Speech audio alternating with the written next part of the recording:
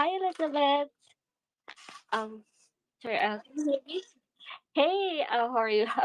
I got excited after I got the notification of you're on live. Actually thought it's in YouTube, but I noticed it's in X, so I had to hop on.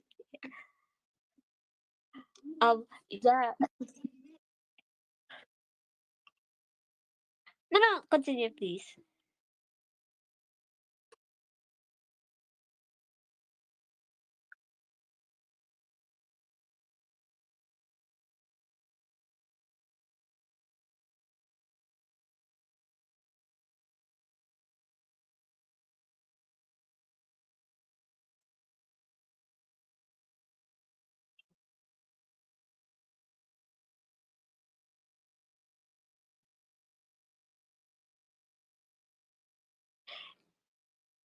Yeah, but I do like your lives, and I actually usually whenever I join, I sometimes ask random questions about PPC. I am VJs, I'm the handler of that VJs account, so I usually ask regarding about RBB, so just random because um I work with PPC actually for a few years now, but still PPC is still something that I am kind of like amazed because you can't really have a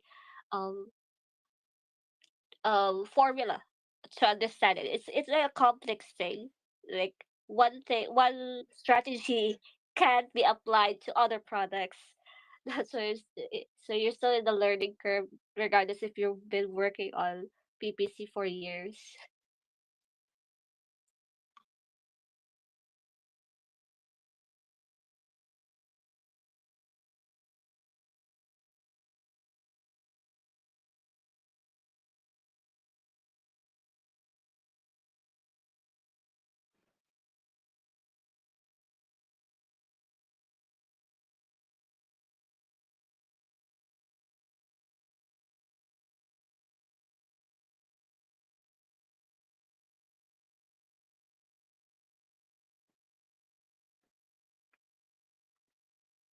Oh yeah, I actually are you referring to the keyword groups right now that is in beta?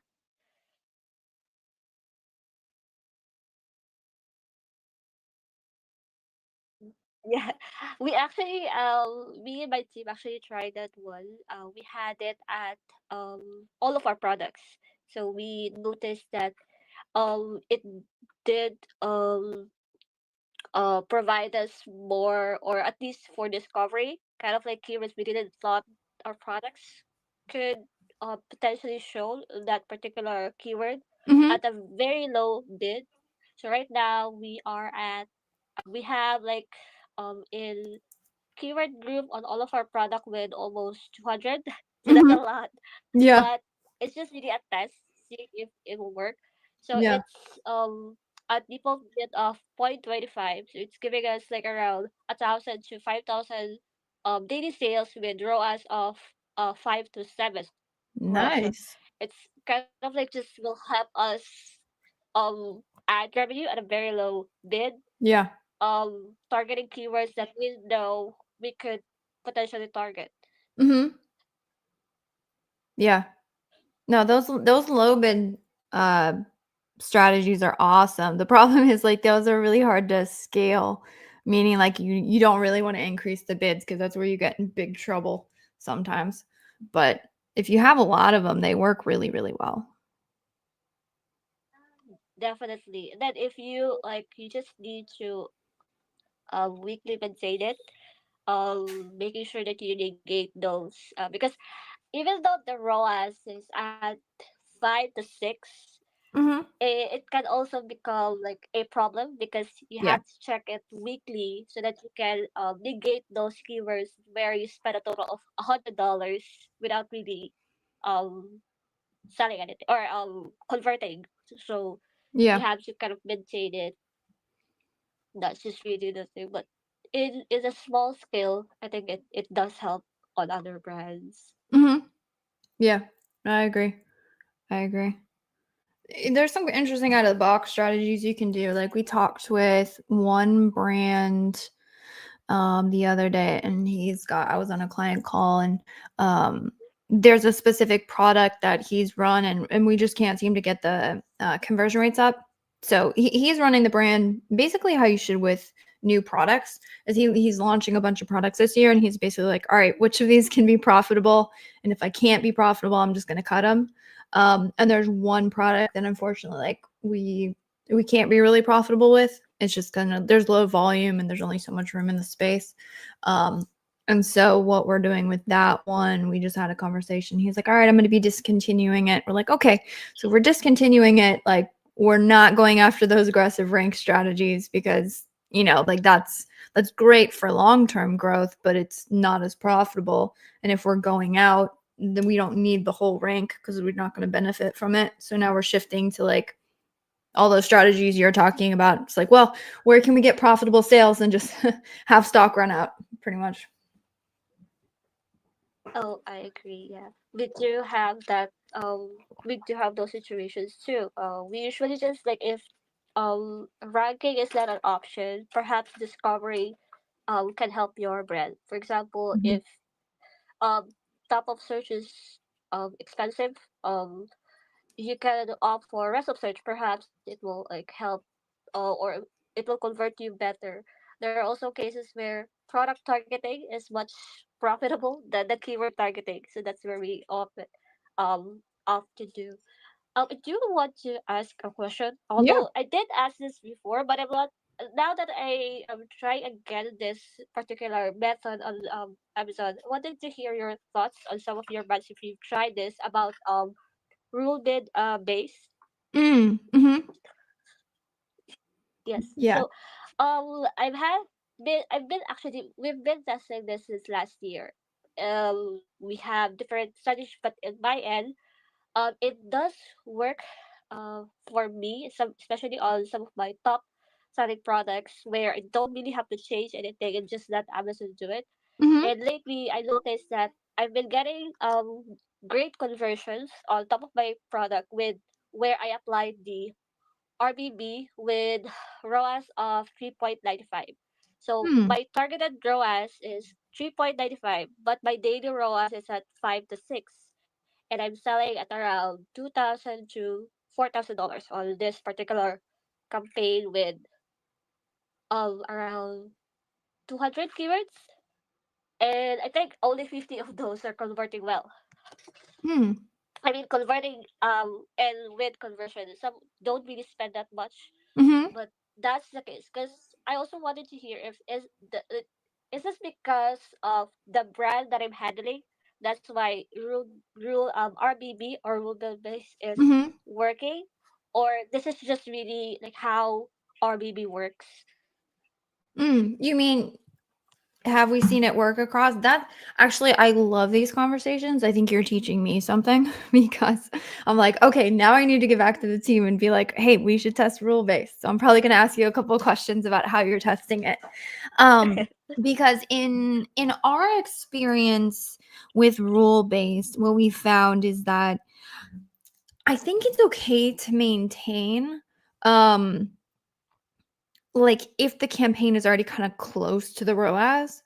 But the couple times that we tested it, where say ROAS was at a 2 and we wanted to get it to like a 4 or something, if you go in and you Yeah. set like the rule based ROAS, what you'll find is like if you put a really high ROAS number and it's at a low one, the campaign will basically flag like, hey, most likely you're gonna miss out on impressions here.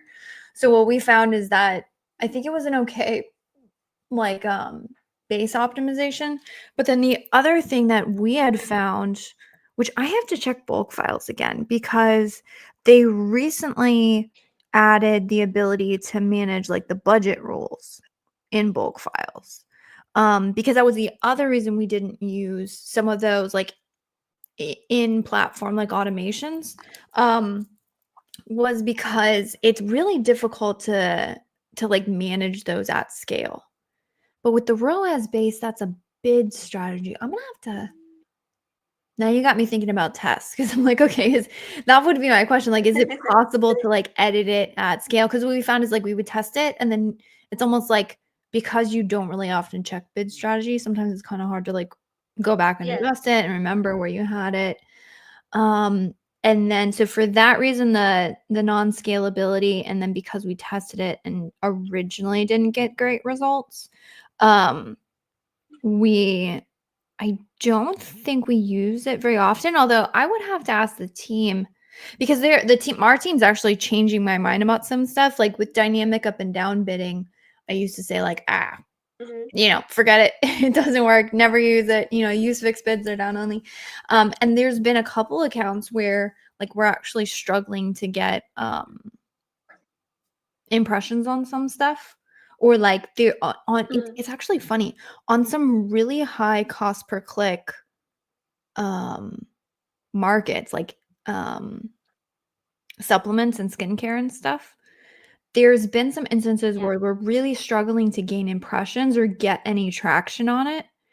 And the team has been testing using dynamic up and down bidding for that, and it's actually working to like jumpstart stuff, which has been really interesting. So sometimes I got to eat my words. It sounds like maybe we should go back to the drawing board and retest the ROAS based bidding as well, because it's like sometimes you test stuff and you're like, it doesn't work. It's terrible, and then you go back and retest, and you're like, oh wait, maybe here's a new Agree. scenario, it works. Agree. And actually, I did. We did test this multiple times. And this is just based on my experience with this kind of settings. I Mm-hmm. noticed that whenever like during the peak season, RBB really is like kind of not working the way how I want it to be. That's why we Mm, temporarily yeah. remove it, and then after we remove it, now the company starts working well. So because this product or our product is really like on top seven, even though it's like the most expensive one, so Mm-hmm. doing well compared to the other but after the holidays it went like low, so I have to despite me navigating the bids or playing around with the bids still doesn't work. So like, okay, maybe I should try again with the RB. So I started this mid January, and Mm-hmm. then still week on week been comparing my results. It's just really working better and better. So I'm at and most of my sales checking my what do you call this, placements, Mm-hmm. bid adjustments, I mean, Yeah. majority of the sales are coming on top of search. Hmm. So I am bidding at a very low, like around $1 to 1.5, Mm-hmm. and it's coming from top of search. So it's helping my rank, and it's not like anywhere like for most of the time it will just like sales are coming from product pages, which is doesn't really help with your organic ranking. But if Yeah. sales are coming from top of search and rest of search, like I'm good with that. Yeah. That's interesting. So you're saying you've noticed with the RAWs based bidding, it sounds like it's best used. This is me, by the way, learning from you, which is awesome. Um, it sounds like you're using that when it's like the account's a little bit more stable. Like it's not like a high, um, like a really what do you say, like seasonal time. It's kind of like Yeah. when it's, you're just kind of looking to maintain, and then it works Yes. best when you have a pretty healthy bid to start with, and then you just let it do its thing. Yeah. Cool. And if people wanted to try it, maybe play safe with a much lower budget and just increase it once you Mhm. see the improvement week on week. So that's what I did. I just started with just $100 daily budget, and then when I noticed it's week on week it's getting better, so I just increased it to daily spend of around 500. But it did. But here's the thing with RBBs, it won't really spend that much if it already reaching the your targeted ROAS. Mhm. So sometimes it will just spend around 300 and it will generate you 2,000 to $3,000 daily sales, and it works best with a certain match time, or Mm. at least from my like, you don't really want to use this on I mean discovery campaigns like phrase, bronze, or automatic campaigns. You don't want Mm. to because you don't want to compete against your exact match campaign. So I only try that on phrase and I know exact and product targeting exact Hmm. campaigns. So and I try to research this if people are using this. This is a new, so I don't really like. I don't have that much information on like the effectiveness, but this is. I'm not sure if it's just because of the brand that I'm handling, or this is just really something that RBB might help a lot of low or new sellers. Yeah.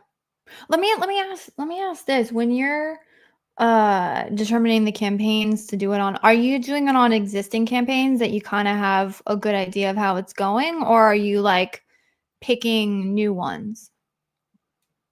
Or I mean, I know. I Usually, guess. I both. guess you Both. can't do it unless it has history. That's right. It has a certain like order Yeah, volume in the last 30 days, right?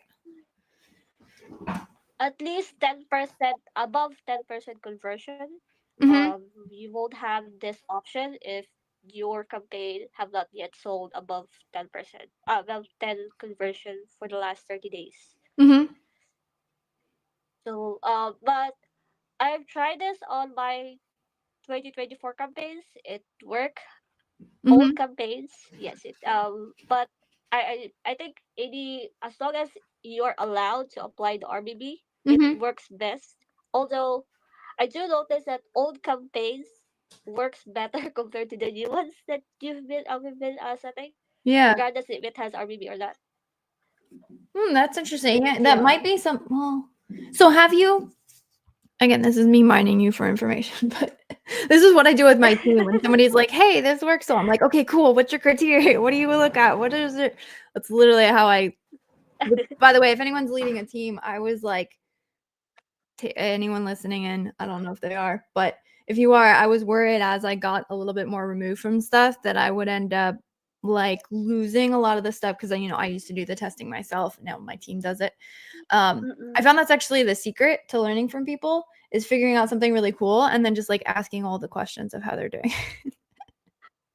No, I actually the same because I don't have just to give you I live in the Philippines and most of the PPC managers don't really share this much information in Mhm. my 'cause you can usually just found it on like you who shares information. I wanted to also hear your thoughts on this one, kind of like perhaps add more information on what I'm doing. Perhaps you can give some insights on this one, and maybe once you tried it on your end, you can provide more Yeah. information on this and that we can apply. So No, kind I'm of I'm that's definitely. how like information works. You try it and share it with others. Just don't ask me with regards to my brand because that's not allowed. No. No, of course not. Of course not.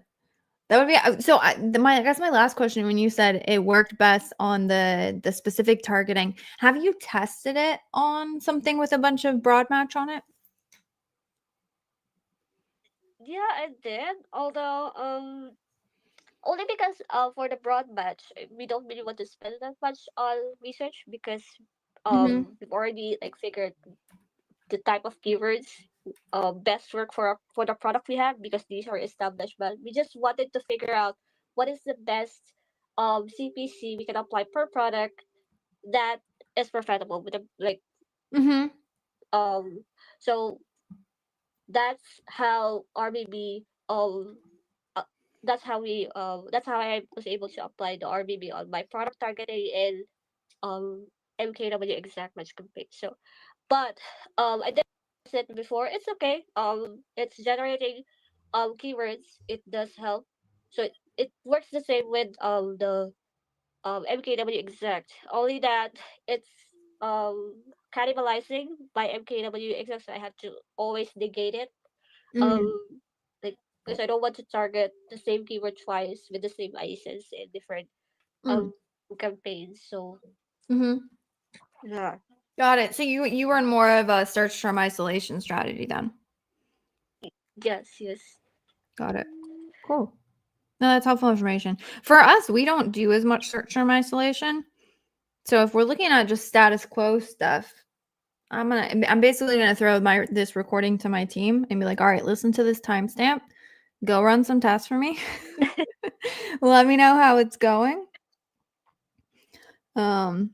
Which, by the way, pro tip, if you're trying to figure out which accounts to test on, we found that tests are best when the account is pretty stable, meaning like you're pretty close to hitting KPIs. Where we found that there's a really big struggle is if you start trying to run a bunch of tests on an account that like you're already struggling to hit target A costs and tacos. That's pretty much a recipe for everything going wrong. This is what we found. Yeah, because I wanted to see if this will kind of work on kind of startup accounts that Mhm. just started the business and see if like um where they don't their brand is not yet that popular. If Mm. perhaps Ah, because got it. So the you're brand I'm saying Canada is yeah. got it. So you're saying that this brand is pretty well established. Do they have a lot of obviously you're not going to tell me the brand and that I wouldn't expect you to. But I meant like do they have good brand traffic? Yeah, Okay. So it's a we pretty have established known brand then. yeah. That's why I wanted to see if well, is this just because of the brand itself or it will really help other brands as well that don't Hmm. have the same following as ours. Yeah. That's interesting. Yeah, that would definitely be something to test. We have a mixed bag. Um we have some brands that is the struggle with brands though that are established is tracking to make sure you're not over reliant on branded search because that makes ads look fantastic but Mhm. it's not the Although best I, if I you don't yeah, although I don't apply that on our own branded keywords. So Mhm. by how we set up our campaign is we separate branded Yep. and broad keywords. So we don't apply the RBP on that because even without it, it already has like the rollers that are above the Mhm. RBP we want it to set up. So it won't really like make much difference. So we don't at a very low bid. So we don't need to apply that on our branded campaign. Yeah, no, that would make sense because that could be a problem.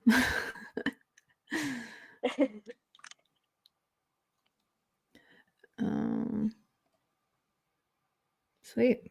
This is a fun conversation. I'm getting reactions on other some people are giving hearts and likes, which is cool.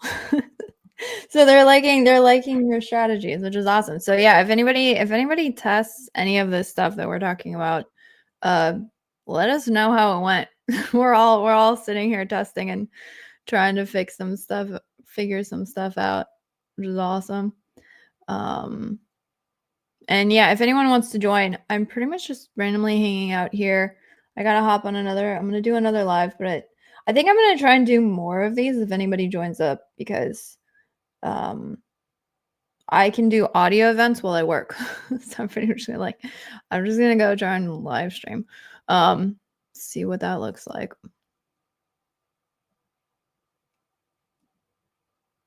But if you got any other questions, feel free. You're pretty much the only one here um who's a speaker. So the floor is yours. No, I think I've already uh got the question. That's because that's just really like one of my dilemma lately. In Mm, terms of really lowering the tackles, I think those are just it's case to case basis. But we did that's actually our problem. So last month but we were able to fix it this month. It's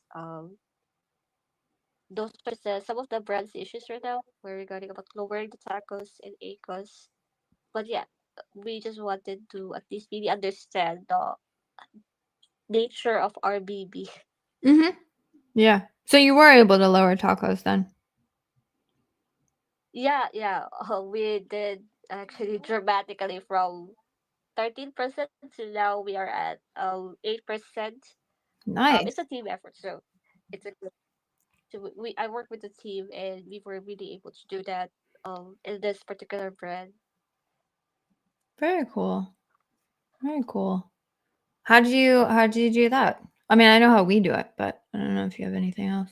That's a huge one for people Yeah, listening and lowering tacos is always especially lowering it without screwing up sales. That's the hardest one, honestly. agree.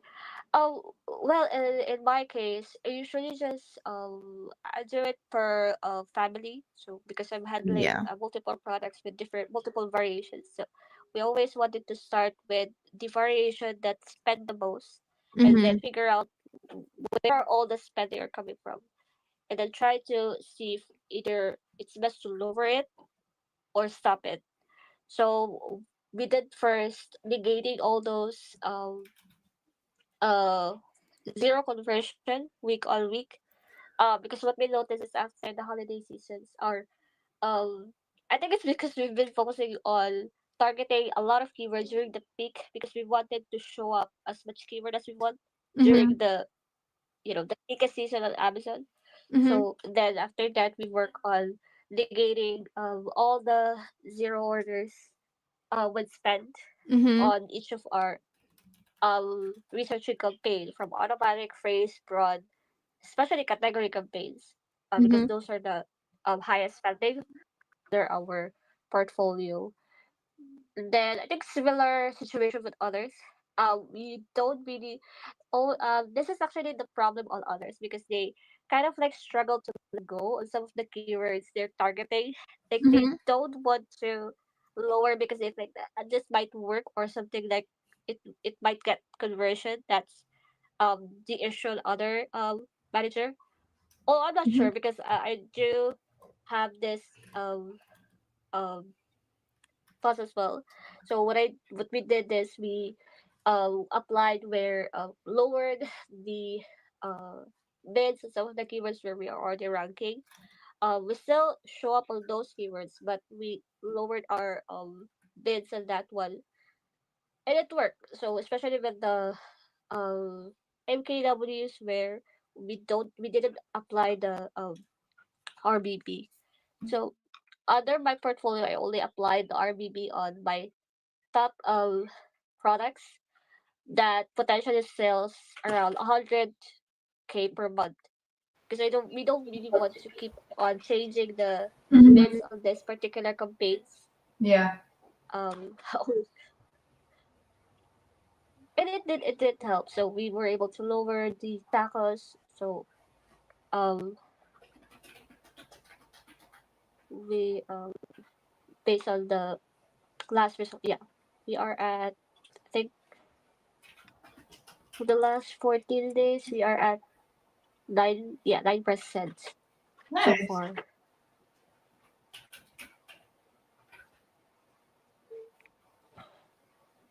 Nice. Well, that is pretty. I think that's similar to the way that we do it. So for anyone who's done an account, like trying to figure out, wait, I requested. Oops, sorry, Daniel, you've been sitting there forever requesting. Go over to mute and join the conversation. Um, but yeah, that's 100% the way that we do it is looking at a, like you said, product families, listing level, parent ASIN level, whatever wording you use to identify that. But it's pretty much, yeah, looking at things on a listing level. Where's your spend going? What do the total sales look like? Where do you have more spend and a higher total A cost? And then the other thing that actually we found and we've been using to flag things at scale is what we call like ad sale percentage. So if you do your ad sales divided by your total sales, and then the higher that percentage, the closer your total A cost and your A costs are going to be to each other. So we've seen that like that actually happens when you just keep optimizing. You don't look at ranking, you don't look at anything else. Is you'll keep optimizing for ad efficiency, which is fantastic. But if you optimize too much and then you lose your ranking because of it, that number will climb. Meaning like more and more of your sales are dependent on ads because you lost ranking. Which actually ends up meaning you can get a scenario where your total A cost is high, but your A cost is like fantastic. So you keep looking in the ad console, you're like, great, everything's great, everything's fantastic. ACOS is low, and then you zoom out and you look at total ACOS and you're like, what the heck? This looks terrible. So there's some scenarios where ACOS goes up, but total ACOS goes down, which is always a fun one to try and navigate. But Agree. Although we did have this situation on one of our particular ASIN where after it got restuck, mm-hmm. the ranking never recovers despite us really showing on most of the top gamers. So before it got out of stuck, we were at our top 10 Mm-hmm. on majority of our ranking. Like hundreds of keywords were above 1,000 search volume, and then Mm-hmm. we tried getting it back after it got reset, but up until now we still really um haven't recovered. Mm-hmm. We tried to re-optimize our listing, see if it will kind of make a difference.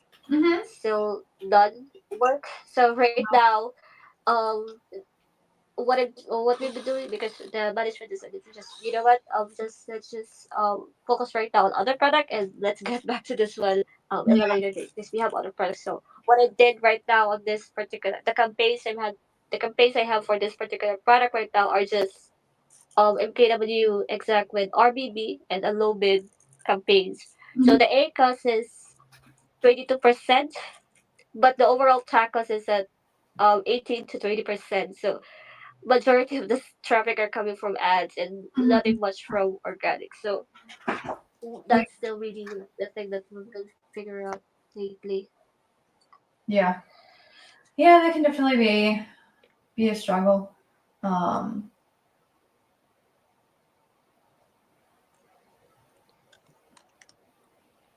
but But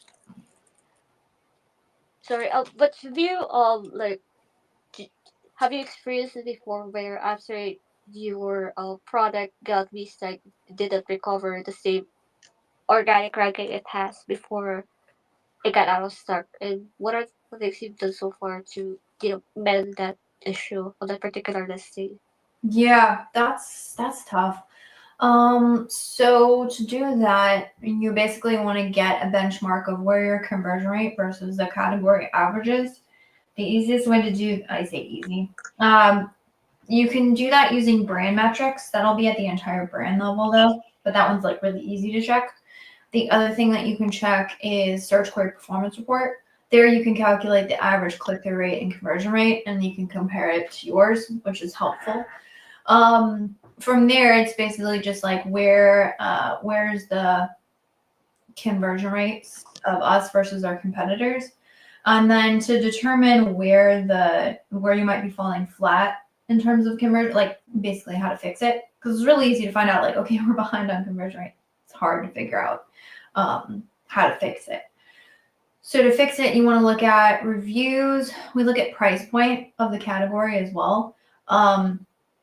A scalable way to be able to look at price point is actually in the search query performance reports. They'll show you the average product price of the products that were like purchased, which actually is really helpful because if you have a higher price product, you can actually use that in the search query performance to determine like which keywords people are most searching for higher price items, which is kind of nice. So it's basically like how do we stack up against the competition? Because typically what happens is one of two things. Either you've lost the order momentum on that product and it's just going to take you a while to get back from that. So if it's not a conversion rate issue, it's a time issue. And so basically what you have to do is one, brace the client and let them know, hey, you got to give me 2 weeks of absolutely horrible numbers. I'm talking like probably totally cost at a loss, and just brace them to say like, we're basically going through a re-ranking phase. Like, remember when total ACOS sucked and ACOS sucked and it took us about 2 months to get back to where we were? We're doing that again. So it's setting expectations. And then what we would do is run those ranking campaigns and then just say, are we seeing movement on ranking? So we know we're not going to hop up to, top spots the way we used to, but can we are we seeing movement at all on the up and up? And if we are, then we know it's working. It's just it's taking us longer than we had hoped to, but sometimes that's the nature of ranking. If you have a conversion rate issue, though, you really want to do like an analysis of like price points in your space and stuff. You can do that by using, again, search for performance reports. Product Opportunity Explorer has some really interesting data relating to like consumer behavior around niches, which can be helpful. And the other thing you can do is run. I don't know if you ever used like Pick Food before. There's other types of products out there like that, but some sort of like shopper polls to say like, okay, here's the products that are performing the best on this keyword. How do I stack up to the competitors from like a main image perspective, a listing perspective? And you can like ask them who they would prefer to purchase. Like one of our clients, what we found out is that when they saw the main image, they weren't really impressed.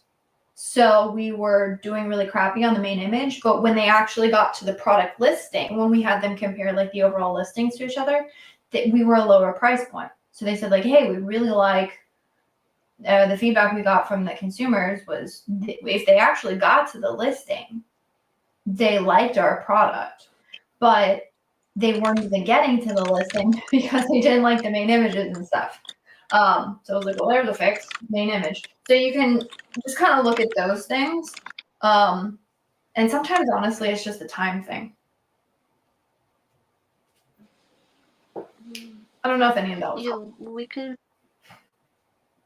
Yeah, regarding about testing, about the main image, I think that just that makes sense. We use the test before. I haven't really tried it, but the different department do have this test with a certain company. I think it was in Tel Aviv. Yeah, in Tel Aviv where we test. So we can try that one. Although listings wise, I think there are certain offers that our product don't have compared to the top selling one. Yeah. But yeah, that's just. I mean, we would understand if that is the case before, because before it got out of sick, it was really like doing well in terms of organic sales. But I do get what you mean about it's just lost the momentum, though it can't recover because now buyers are preferring to the ones that are top selling right now. Yeah. Yeah, we'll try that. Yeah, I mean, honestly, that's pretty much it. Um, is what we do is we look at like, okay, can we gain momentum here? And then if we can, like if we are seeing the rank improve, then we're like, okay, it's it's a time thing. If you're trying to rank back and you're like nothing is working, like I can't get this thing up. In that case, we say like, okay, so there's probably something that we need to fix. If that makes sense. Yeah, yeah. Thank you for that one. I appreciate it. Yeah. Honestly, sometimes that's like the hardest one is to figure out so Hey, Elizabeth. hey, how are you? Hi, good. Can you hear me okay? Yes. All right. Well, I've been listening this whole time, and it's already learned a lot from both of you. It's Nice. these tacos numbers from Vivian are incredible. It's something I can only dream of.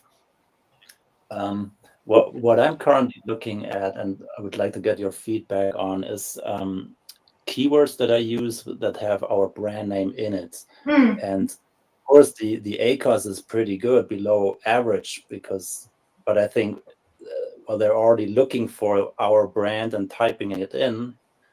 So why would I spend a lot of money on that? So what's your take on it? Should we keep spending money on branded keywords just to show up in the search results, or can we dial back on them to just save some money? That is a fantastic question. And so I'll basically give you recommendations in terms of testing for that. Because it's honestly, the answer is it depends. And so it depends on what is that going to do to your total sales. If you have a lot of branded spend, sometimes what can happen is you can have sort of, like you were saying, like that cannibalization. I think the first thing that I would do is just track what percentage of your total spend is branded.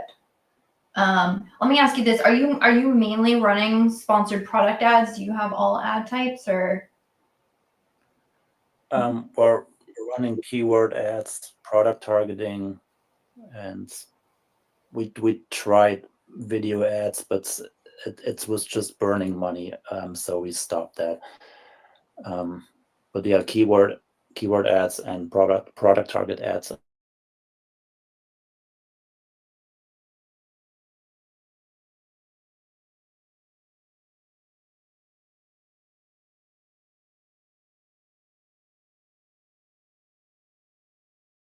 Thing. Perfect. That makes your life easier because you can, so you can easily filter for anything within your branded name. Because the trick here is to look and see, are you negating your branded terms in your non-branded campaigns?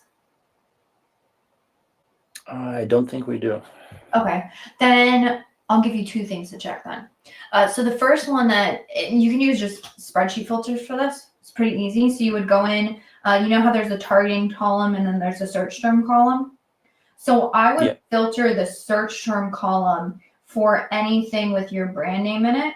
And then if you want to check if you have any branded going through non-branded, then what you do is you filter then the targeting tab to only show things without your brand name.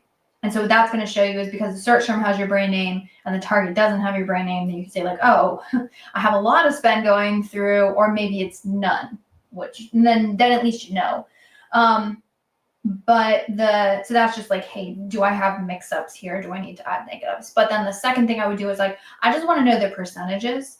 So you would go into search term report again, and then you would filter that search terms to just see, again, any search terms that contain your branded names. Also look for like misspellings and stuff like that. And then you just take the total spend of whatever those results are. So you can just copy and paste that data, sum it up. And then what I would want to do is just that I would click unfilter. And then I just wanted to get the total sum of spend in that report, branded and non-branded together, because then I'm going to get my total spend. And then I would take those two sums, and then you can do whatever the branded spend is, and then you would just divide it by the sum total of spend. And so that will give you some really good clarity onto, because if you do that math and you only, 10 to 15% of your budget is spent on branded, you say, well, it's not that much, 10 to 15% is a lot, but it's not like I'm mostly spending on branded. Versus if you run that report and you're like, oh crap, 60% of my total budget is going to branded. Okay, so maybe I have some overspent here.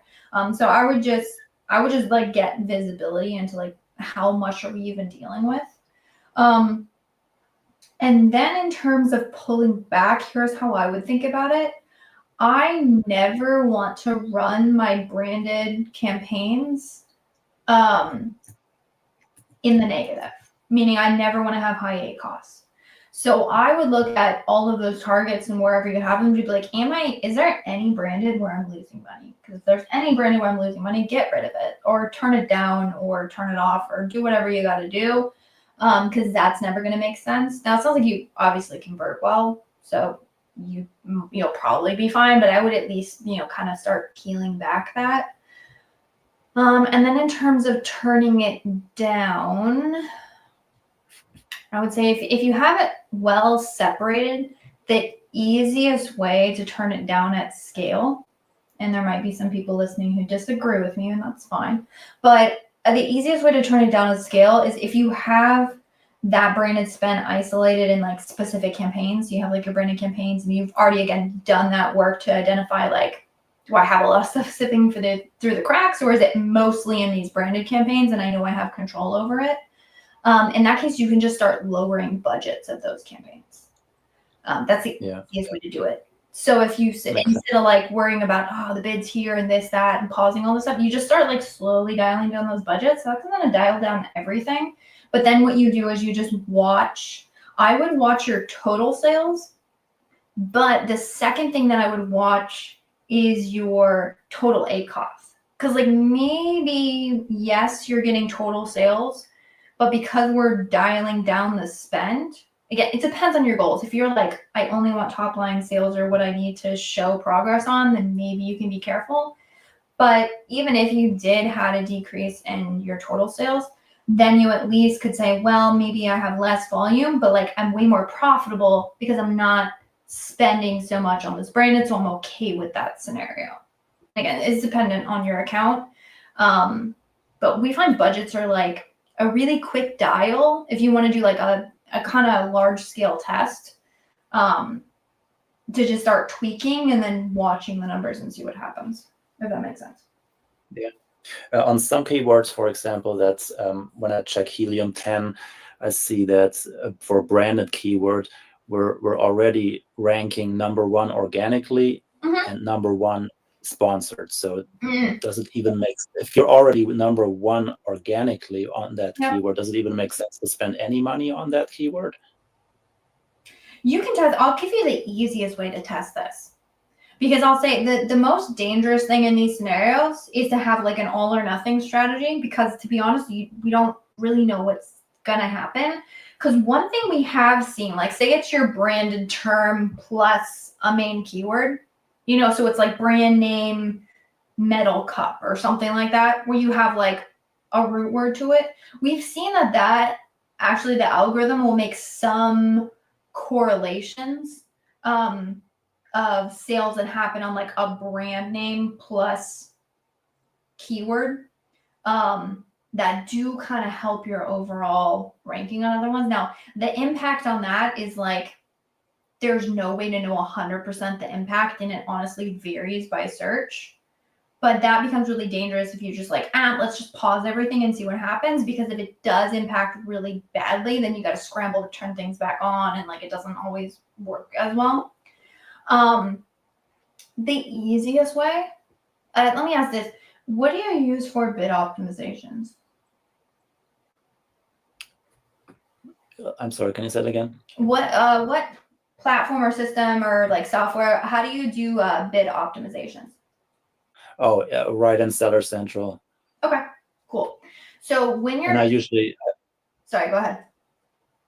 I usually optimize it weekly, since I'm the marketing manager for this company, and I'm doing many different things. PPC is just one part of it, so I spend like 2 hours a week to just try to optimize and then up the bids on our campaigns. And I do this right in the targeting view most of the time. Got it. So then you're gonna know. Because I can just filter through all the keywords, which makes it pretty easy. And yeah, that's my approach so far. Yeah. Okay. So I will give you the most scalable way to pull back on things, because you can drive yourself crazy, or 2, you can make your life easier. One way to drive yourself crazy is do that analysis and be like, okay, so this is where I'm ranking #1. This is where my ads are #1. Let me go find that keyword and try and dial that down.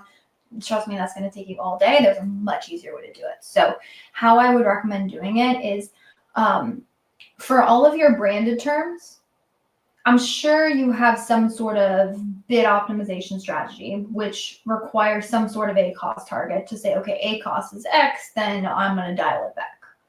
All you have to do is just, when you're doing your bid optimizations, set a lower ACoS target. So if typically, say your branded terms run, I don't know, say they're really great, even if they're like 20% or 15% ACoS, you'll just dial that down. So you'll say, okay, so I'm at a 15% ACoS. Let's try and target a 12 or a 10. and you just factor that in. So then you would just take that new lower ACoS target and you would just use that to calculate your new bid, which is naturally going to make you lower the bids across the board for those things. And I wouldn't increase bids for anything branded. So all that gives you a really scalable way, because most people have some sort of bid optimizations that factor in a target ACoS. So if you just take that and just say, all right, my ACoS target is lower than the current ACoS across the board for all branded campaigns, that will naturally start just slowly turning down the dial on all your branded. You don't have to overthink it. Just keep doing that. And then maybe if you say I get to 10% ACoS on branded, but maybe that's fantastic and I'm fine with it. Right. But I'm just like slowly turning on that dial, and then I'm watching my overall total sales, and I'm watching my total ACoS targets, just to make sure that nothing kind of went crazy. Yeah, makes sense. Then my other thing is I'm having a hard time letting go of certain keywords that are just not. Well, they're getting low impressions, but I think they're relevant to the product. Mm-hmm. So I'm having a hard time just letting them go. But I don't want to spend like $4 a click on them. But what how long do I give certain keywords that just get impressions, but never get a click? Should I just up the bid all the time until they get this first click, or actually several clicks and then see what converts? Or what's your approach to that? That's a good question. There's a couple reasons why you might. Well, let me phrase this. So you said they are getting impressions, but they're not getting clicks.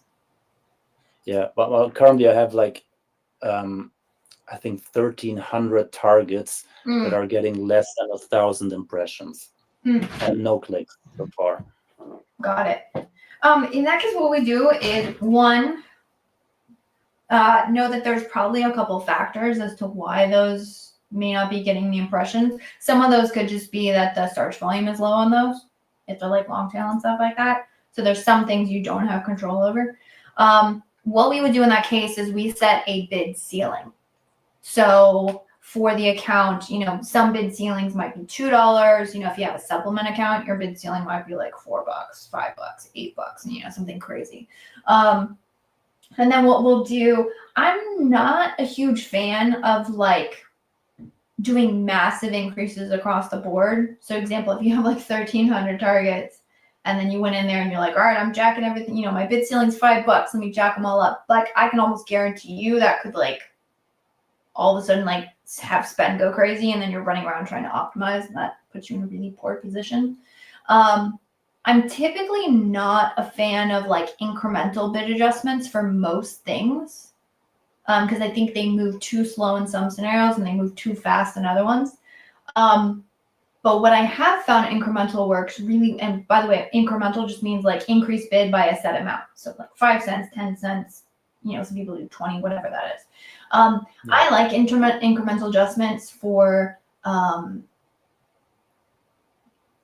low or no impressions, because I feel like that just kind of gives you a nice cadence, and it's not too quick. Just know that it'll take time. So what I would do is like, okay, for all of the bids that are less than my bid ceiling, so say my bid ceiling's $2, anything with low impressions, no clicks, that is less than a $2 bid, I'm going to increase all of these by 10 cents. And then just do that repeatedly. And then just know if they hit that ceiling, I've already kind of gone to my maximum I'm willing to pay per click anyways.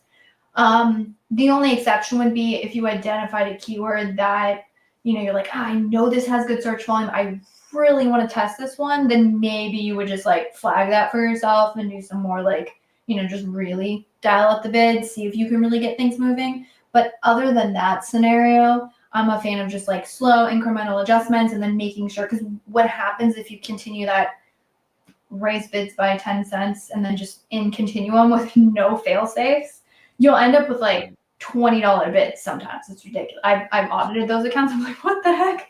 It's because it's not getting impressions, but if it does get impressions, like your cost can all of a sudden like shoot through the roof, and it gets kind of scary.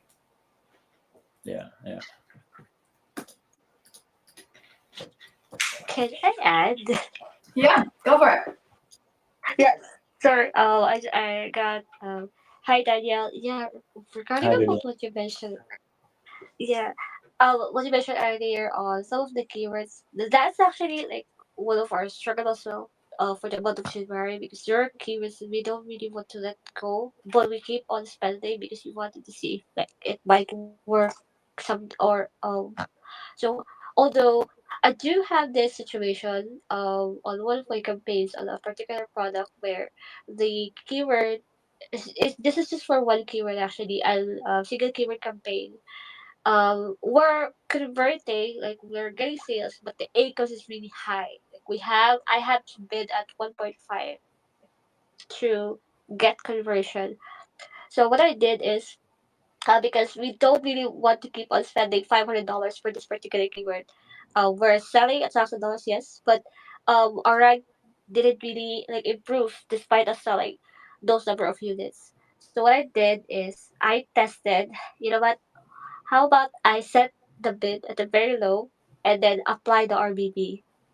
And this is I just started this actually 2 weeks ago.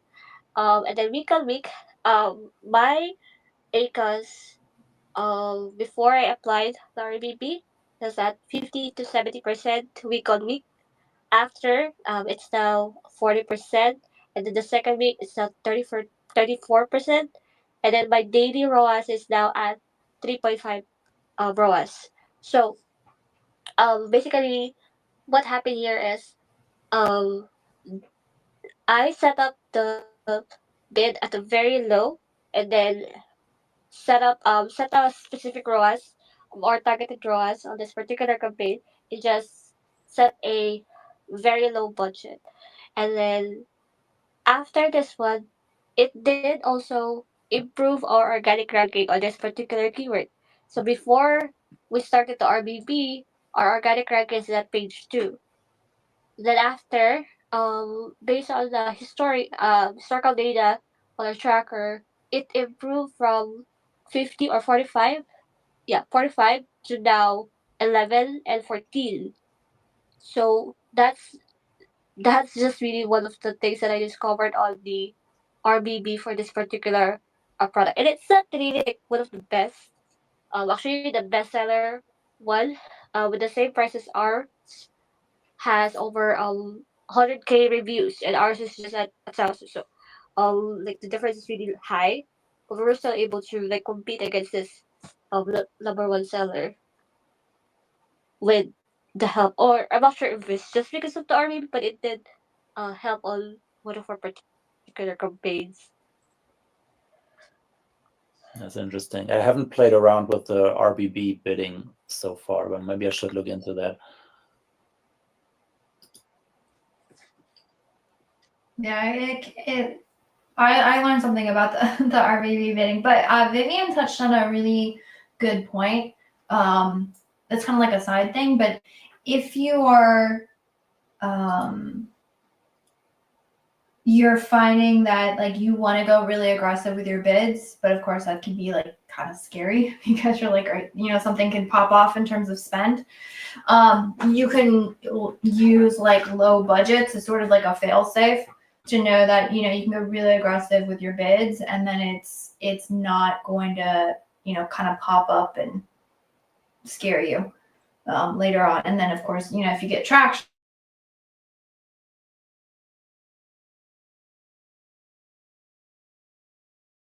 things do work, you can always increase budgets. But on things like launches and stuff, it's really nice to be able to do that. Yeah. By the way, if I want to explore the RBB approach, is there a report on Amazon that shows me pretty clearly at what time most of my customers are buying? Or do I just have to manually go through and take notes to figure?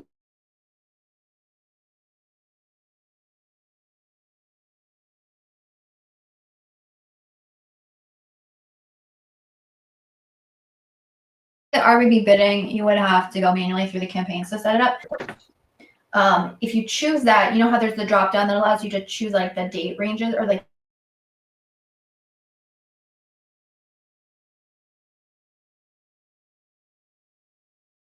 the dates aggregation for the report.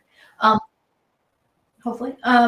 Yeah, the sponsored product campaign report will tell you the hours or the data by hour.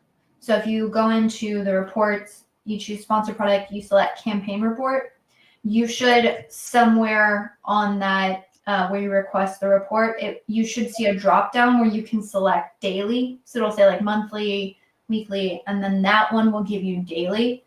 And so you can download that report and it will show you, oh, no, sorry, not daily, hourly. There's an hourly in the drop down. So then you can see hourly how each of your campaigns perform. And you'll want to run a pivot table on that because, you're just going to see like every single hour. So what we do is we'll like run a pivot table by hour to just see, and so you can look over, say like a 30-day span, like, okay, which hour do I get? You also want to look at things like clicks. So if there's a certain hour where you only get like one click, you're like, okay, so is that really because it performs well or not? So you have to look at, kind of how much data you have, and then we also look at the conversions. So when do we seem to have the highest conversions and the highest orders? But you can get that data. Nice. Yeah, I'll do that. Thank you so much. Yeah.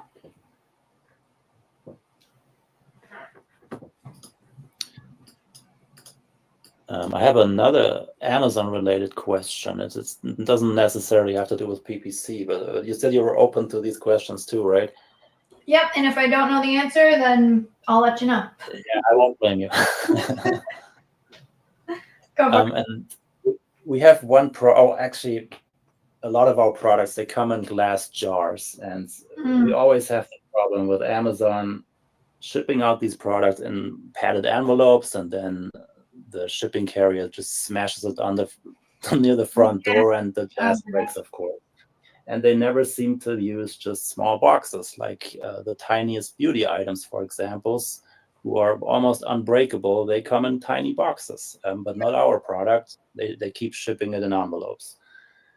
So, and of course, we got a lot of bad reviews because of that. Customers are very fast to give a bad review without even trying to contact us. So we figured, okay, maybe we have to switch to plastic jars now. But since we already have lots of reviews on the glass jars, and it's the same product, it's just a packaging change. But unfortunately, that packaging change comes with a UPC change as well.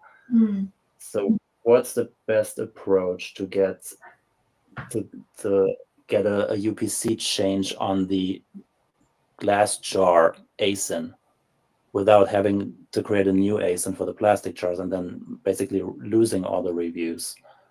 That is a catalog issue. Yeah. Have you dealt with packaging changes before?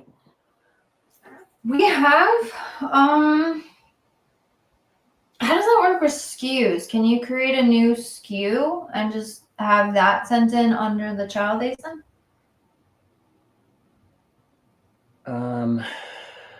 Yes, but well, they want us to bubble wrap. So so far we just bubble wrapped and then put a label on it ourselves. But another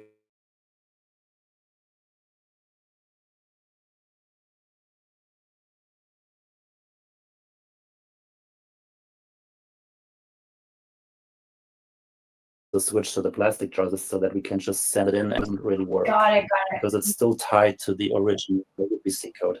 Got it. And are you UPC? And I am ignorant here. So UPC codes are connected to child ASINs. Is the way that works, correct? But to the ASIN, yes. Child ASIN. Can you create? And I am out of my depth here. I'm just like throwing out ideas, and you can tell me if they're like that's ridiculous. But is there a scenario in which, like, isn't there a way to combine listings? Or am I completely off on that? Yes, and I opened several cases so far, and so far nobody really helped me. And they said, no, we cannot combine it. And others said we can't combine or merge anything as long as you have inventory in the original listing. Mm-hmm. So some said, yeah, just sell out of all your inventory, and then we may be able. They can never assure me, yes, this will work. They just give me ideas. Yeah.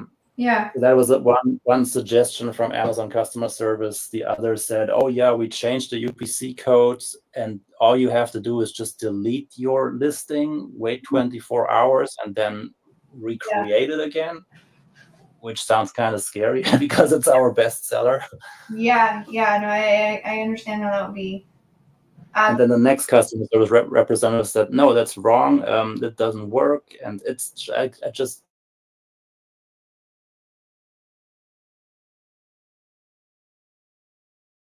a lot of different opinions from. You want to talk to a catalog specialist, especially if it is a, are you, what other platforms are you on? Are you on, like Walmart? Oh, sorry, that was a confusing question. I meant, what social media platforms are you on? I'm wondering if you're on LinkedIn. The myself or the brand? Yourself. I mean, to reach out and ask somebody a question. Oh yes, I'm on LinkedIn. Okay. Let me find who it is. Now I cannot find my channel. I'm looking for somebody I know who's a catalog specialist, and I'm so bad with names right off of it. There's somebody who's, I think it's like, what does he go by? Because there's someone who that's like all he does is catalog work and that kind of stuff, and he would be able to give you. Are we connected on LinkedIn at all? I'm gonna, let me send you a message. Okay, yeah. If you send me a message, let me find him, because there's two people that I'm thinking of, who I know for a fact, like that's what Brett Bohannon is what I'm thinking of. He does like that's pretty much his jam, is just helping people out with like tricky catalog work. And then there's one other person who I can't think of who it is off the top of my head, but I know they deal with catalog work as well. And so I'll shoot you over their profiles, and they would be the ones who, they would 100% know the answers to that for sure. Perfect. Yeah, I just sent you the message so that you know it's me. Perfect.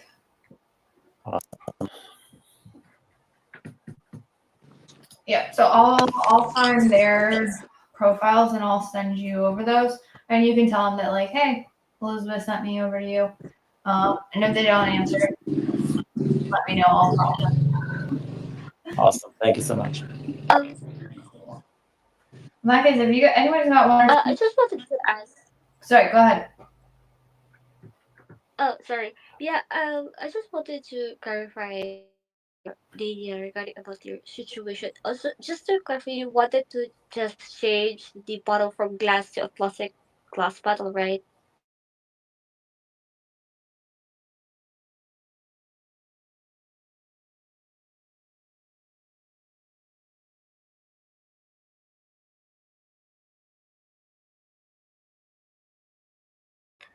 Yes. But it's the same product, but just different. When you FNSQ and then send it as a new product, or the same ACN, the same APC, and then send it as a new inventory.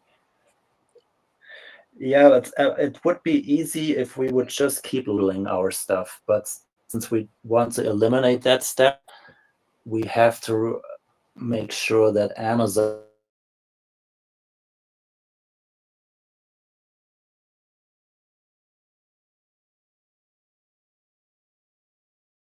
want to keep. No, I mean UPC code usually are attached by the manufacturer. Am I right? Yes, Like but once we you order it, unfortunately we had you a UPC change that came with a packaging change. oh, okay. So you change. Okay. Because we have I'm not sure if it's the same similar situation, but we had for this particular AC where we had issues on this particular product because one of our product is also in beauty category, and the bottle is defect. The formula is okay, but the bottle is really not that good. So we have to change the quality of the nozzle of that particular product because whenever a customer receives it,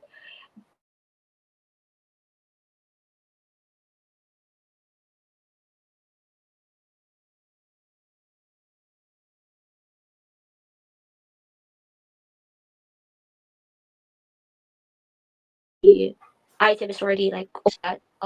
But I was using situation. So what we the team did is just send. We didn't relabel or we didn't use a different UPC code. We still use the same UPC code of that particular product, and then just send a different FNSQ with a different So that's Yeah, I mean, I guess it's because what happens in your case is that you um change the UPC code, which is kind of like the struggle now.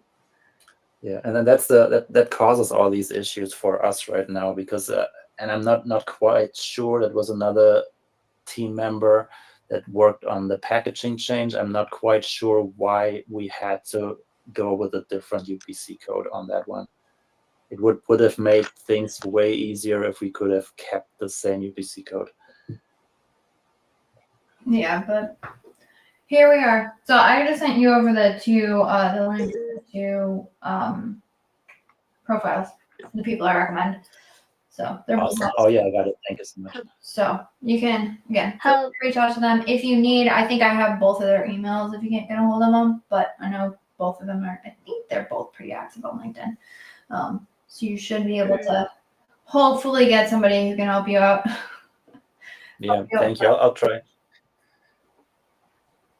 you may also try considering finding a what is it called a 3PL that relabels product. Although it will be expensive for you because you will have to pay them to relabel the inventory you have with the correct UPC on your previous listing. Although that's just really something that's just an idea I got by it. Yeah, Um, it would be an extra step, and which we would have to pay for. To Yeah. either yeah. have somebody else label it for us, or we label it ourselves. Mm-mm. Uh, yeah, we tried that. This was from my previous agency where the FNSQ was incorrect, so we had to really no, the UPC was incorrect, so we had to relabel it because Amazon will not accept this whole inventory. So we'll have to, the client will have no choice but to send it to the supplier's warehouse in the US and then have them relabel. So we ended up spending like $1,000 for just relabeling, which is really a disaster. But that's Amazon for you. Yeah, yeah.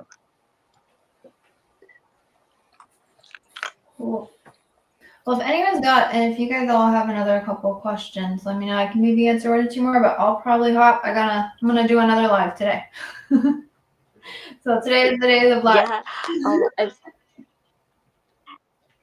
thank you as well, Elizabeth, for indulging my questions or for so many suggestions. But yeah, I have learned a lot of things from you. Thank you so much for your time. Yeah, no, this is fun. I'm glad somebody actually showed up. I don't know if I would be like sitting here talking to myself. So Yeah, thanks, Elizabeth. And Yeah. also thank you for all the lives that you do. It's so helpful to be able to just jump in and ask a question. yeah, It's incredibly helpful. no, that's awesome. Spread the word. I'm toying with like literally trying to do these voice because I can do it while I work. Like I've been working on projects this whole time too. So I'm like, I love this where it's the conversation. So you can feel free to keep an eye out, follow me here because I'm most likely going to be trying some more of these because I find it, again, I can get work done and chat with people, which is two birds with one stone. Awesome. Win-win. Yep.